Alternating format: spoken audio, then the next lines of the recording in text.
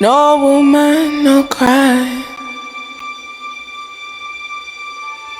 No woman, no cry. I remember when we used to.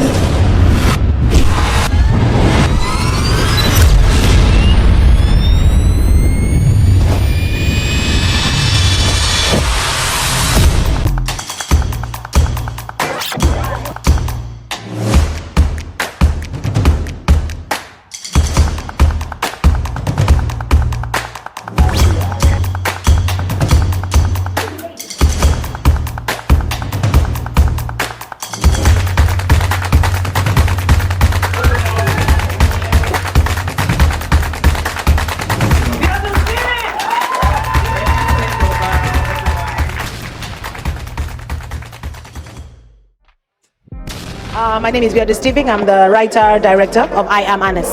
Can you tell me about the movie I Am Anis? It's a film made by women for women, and it is dedicated to every girl groping in the dark.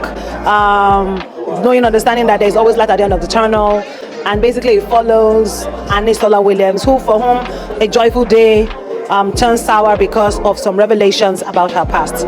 That brings her almost to losing her son, and of course having to relive a time in her life. So, right now, do you have any advice for someone who is stuck in the past, living in the past, and doesn't know how to move forward? First step is take a step. They say the journey of 1,000 miles starts with a step. Do not be stuck in the past. Take that step forward. Every day, every second is the future. So which means that you have 24 hours for a new future every time. So get out of the rut and move. And I'll say to these people, no matter how bad the past is, you can always rewrite your story. Good evening, sir. Evening, how are you? Great. Just tell me about your role in I Am Anis. Uncle Ojefo. The garrulous uncle that I don't know if what he did was wrong. Uncle Ojefo is so sincere that he made sincerity look like some kind of sin. Yeah, he only was recounting an experience, or should I say what he knows about someone, and eventually that became the albatross. Okay, so do you think her father played a role in how she turned out? Oh yes, I think so. I think that became the catalyst for what the story eventually became. If we didn't have Ojefo, it would have just been the regular story. All of the conversation, you saw what happened. It's been long I came out of the cinema or the live theater and had a near protest in my hand. Yeah, we almost had that. We saw all the cross banters and all that. That speaks to the character of the film, and that tells you how impactful the story is. So it is something positive. Of course, with the Biodun Stephen, you always are going to be sure of. The reason I like to work with her, the few times I have, is that she's one of those very few directors we have around who would give you the space to act. I'm a stickler for performance, and I found out that Biodun is that kind of person too. So each time I have the opportunity to work with her, I'm always excited, because she's not one of those directors that is so contrite, so jealous, so uptight about the composite space. She allows her actors to act. You heard one of the things she said about the Idoko girl. He said, you see that scene between her and Mr. Williams? I didn't block that. She just went. When I saw how she took off, I relaxed and allowed her play, and you saw how fantastic that scene was. So that credit must go to Biodun. You would think that the ensemble had been together for forever before the actual performance, because everyone was on top of their games. How many people would remember that Ojefo had just 2 scenes in the entire movie? But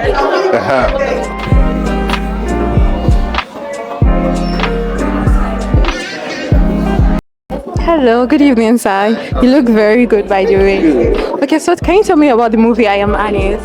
Oh, I Am Annie's is an inspirational piece, that encourages everyone to be better people. It shows you the complexities of life. Things are not always the way they seem, and no one has it easy. It's always going to be rough. There are always challenges in life, but it's your ability to navigate through those challenges that make you become victorious at the end of the day. So, yeah. Okay, so can you tell me about your role? Tell me what you play. Yeah, I play the character David. David is the son of Annie Solo Williams, who is the protagonist. And is such a cool guy, really. He started off really nice, but there was a rude shock. The revelation was a rude shock for him, so that sort of changed the dynamics of his characterization of his person. There's some things you hear, in life generally. I personally would have handled that situation differently from the way David did handle it, but some other people might not. Different people will react to it differently. So that changed along the line for him, and he's a tough guy, but in that moment, you just see that he's also just really concerned about, what will people say, how will people take it, my friends, my business, and all of that. So yeah, I think he's a tough guy, but at the same time could be phased about what life presents. So do you have any advice for someone who is stuck living in the past and hasn't forgive him or herself? Yeah. You see, life is tough, and things will always happen. You cannot blame yourself for things that have happened in the past. Yes, you can be accountable, but you cannot continue to blame yourself. What you need to do is pause, understand what went wrong, and start to find a way to make your life better, because that's why we're all in this race called life. We all want to make something out of it, but if you are not together, if you are still dwelling in your past, it will be very difficult going into the future. So you need to stand strong, understand that life is full of challenges, and that what makes you different from every other person is your ability to navigate through those challenges and become victorious. And today, my dear, I know that you are the love of my life. Thank you. And Uncle, this was our first job together. Uncle, no. Can you tell us about the movie? Yeah, I Am Annie's it's just one of those movies that comes every once in a while. I mean, it's not your regular rom-com or comedy movie that people ha ha ha ha. It's one of those stories that when you have an opportunity to feature in, you thank God. It's like what movie can I even use as example? It's like featuring in Titanic, like a once in a lifetime. Those kind of movies that when they say remember that year, you be like, oh my God, yeah. So it's just an honor to be in a movie like this, honestly. Please, can you tell me about your role in the movie? Yes. I played the character Justina, the younger version of Anisola in the movie. And when I got this when I got this role, so Auntie B was like, Lina, you are the one that will play this role. I want you to play this role. I'm like, Auntie B, I have another job that I want to do, and all that. But after reading this script, it was a no-brainer. I took it because this is, the kind of story that challenges you as an actor. I had to morph into different things in this movie. I was a student, I was a daughter, I became a prostitute, unfortunately at some point. It was a phase, thanks to God. Then I became a mother. being a mother, that was like the most challenging of that, because it's not like I don't know how to be a mother, but it was a part of me that I wanted to, like, talk somewhere away because of how I grew up. All my younger ones were literally like my children growing up. So it was like a bitter part of my childhood that, imagine it, an 11 years old girl taking care of 4 other siblings. It really took a toll on me, and it was not easy on me at that young age. So while we were on set and we got to the mother part, and I was like, it was like I was giving like just half of me as an actor. And Auntie B pulled me to one side and she's like, Lina, right? Yeah, it's so emotional for me. Like, I've been waiting for this movie to like come out, because it's that movie. Again, when they ask you, oh, you're an actor, what have you done? It's that movie. You say, I am Maya. Yes. Do you understand? So she called me aside. She was like, oh, Lina, if you can't do this, I would have never given you the role. But there's something you are hiding that I don't understand. We will crack you. We will break you on this set. And we did it. She brought down this wall, and I was so grateful that I did. I was so grateful I did. Amazing. But can you tell us, like, tell the younger ones growing up, give them an advice on how to, like, live their life and not fall into... I mean, telling people how to live their life is like, you really can't do that. But what I can say is that people should always try and look at the bigger picture. Look at the bigger, like, ask yourself, is this what I want to do? What I'm doing now, is this what I want to be doing on the long run? How does this thing benefit me in 10 years from now? How does it benefit me in 20 years from now? And there are always people around that will say that one thing that we don't want to hear. The truth is always very bitter to hear. And a lot of times we find ourselves cutting them off. Let's reduce the way we cut people with sense off just because they are not offering money at the time. Especially this generation of today, we are all about, if money no dey there, I beg, consign me. You understand? So when people are trying to like help you, to like advise you, to like what did you read in school and all that, I feel like you should just listen to what they had to say. And you never know who God will send to you. We keep asking God for help us every day, but God don't fly down and come and help us. He will send somebody, so my advice would be that they should listen to people and give everything a second thought. So how about like the elderly people who have made mistakes in their life at some point and then they don't know how to move from it? What's your advice to them? I mean, like I always tell people, regret is a very useless emotion. You can feel 1,000 emotions, but regret is one useless emotion that it literally can't do anything for you. Highest, it will eat you up. Like, it will even make you worse than where you think you are. So for the elderly ones that have made mistakes in life and feel like they could have done better, my advice to them is that it's never too late. It's never too late. That thing that you want to do, you can start it today. You will still make it. The owner of KFC, he started at what? I think they said after he retired, like 40, 45, 50, around that age. And look at KFC today. So I mean, just don't waste your time wallowing in pain and wallowing in regrets of the things you've done. Just get up and change that thing. That's change that you want. Just get up and implement it. That would be my advice to the old people. Thank you so much.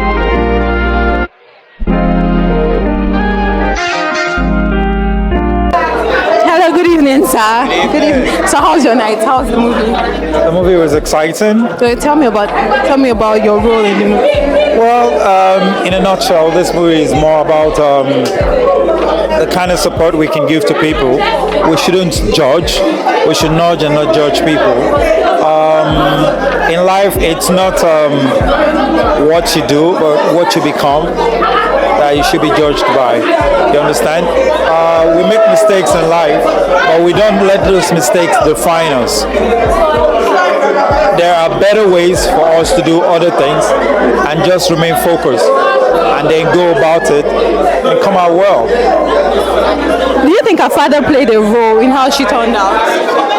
No, I think the support she got was from outside, from the ladies. I mean, her agenda that didn't actually judge her and felt okay, she could still become somebody. And then they gave her that kind of platform through which she now eventually excelled. Like when I said, do you think her father turned like the father? Sorry, I meant when I said, do you think her father played a role in the way she turned out? In the sense that, was the father like a bad influence? Because from what I watched here, the father looked like if he had taken her back inside at some point, things might have turned out well for her. It might have, but she might probably not have succeeded to the level at which she got. You understand? So in life, at times, I think we should let nature take its course, because for her it was nature that took its course. If she was with her father, it would have been more like a management level, and she wouldn't really have met somebody like a Williams. You get it? That now nudged her forward and helped her properly. With her father, they would have just managed. Thank you for being a good man, Mr. Bobby, in the movie. Yeah. Bobby, as much as people want to look at his character as being questionable and all that, but you'll find out Bobby still truly loved her, and was willing to even kill himself. Yeah, he was ready to sacrifice just for her to become a better person in life. But Bobby never knew he had eventually had a son, and we truly didn't know what eventually happened to Bobby.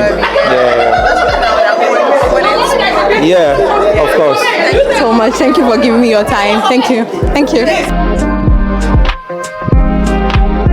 Hello, good evening. Please tell me about your role in the movie. My name is Chimela Nwachukwu. I played the role of Mr. Williams in the movie I Am Anis. Okay. So, do you think your father played a role in her turning out negatively? In a way, yes. Yes, I believe the father played a role. If he had been a bit more understanding, a bit more accommodating, there was a point where she was ready to turn her life around. So if he had been those things at that point, maybe she wouldn't have gone down the path that she went.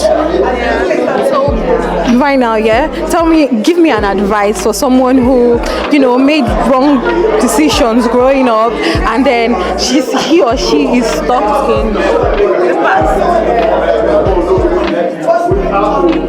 You can always change. You can always be better. You are not defined by your past. Everyone has one thing or the other that they want to blot out from their past. And you can always get better. Become a different person. Your past does not define you. That's what I have to say. Thank you so much. Have a good evening. Good evening, Ma. You look very good. Thank you. So, what do you think about the movie? I think it's a beautiful story that is well told, super relatable, makes you think of so many things, makes you reevaluate your life, so many lessons to be learned as well, and also teaches you that, look, it's life. Everybody deserves a second chance, pretty much. It makes you open your eyes to opportunities. Makes you think about being kind to the next man and woman. You never really know what it is people are going through. So these are just a few points. I don't want to say too much. If I go and tell everybody the whole film, but there's so much. It's so relatable, and it evokes so many emotions. There's laughter, there's happiness, there's sadness, there's anger, raw, undiluted anger. It evokes conversations as well. So. It's a beautiful cocktail of emotions, and I'm very proud of Auntie B. She's a brilliant storyteller, one of the best from this part of the world, if I do say so myself, and she's done it again. Yes. I wanted to ask, do you think that the father played a role in the way she turned out? Yes, he played a role But you see, in instances like this, you have to also, well, I guess because she's younger, maybe because I'm a much older person, I can understand certain emotions and certain POVs that people are coming from. So she mentioned that he'd lost his wife and he was grieving. And with grief, she mentioned that, she'd lost her mother, which means he lost his wife. And when it comes to grief, there's no straight line, to that. And so he grieved the best way he knew how to grieve. And when he tried to become a parent again, she was being rebellious. And being a teenager, they at that particular stage and time in their lives, they're being molded. And if they're not molded in the right way, they can turn out otherwise, So I think that was what happened. She was just being very rebellious, and life happened. Life literally happened. Yeah. So do you have anything to say to someone who is living in the past, like being stuck in what happened? Oh, forgive yourself. If you're living in the past and your past holds you back, forgive yourself. There's so much beauty in the world, so much more that you can experience and enjoy. Don't limit yourself. Your past really and truly does not define you. Don't stay caged. So forgive yourself, forgive your past, and look to the future.